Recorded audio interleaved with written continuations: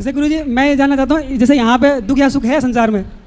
सुख दुख नहीं होता, इच्छाएं यदि आ गई और पूरी हो गई तो वो सुख बन जाती हैं, और अधूरी रह गई तो वही दुख बन जाती जी हैं। गुरुजी। अलग से कोई सुख दुख संसार में नहीं है। इच्छाओं की पूर्ति हो जाना ही सुख है और इच्छाओं का अधूरा रह जाना ही दुख है। तो व्यक्ति अपने अपने तरीके से सुख दुख की व्याख्या कर लेता है और सुख दुख को समझ लेता है, वरना सुख दुख संसार में है नहीं।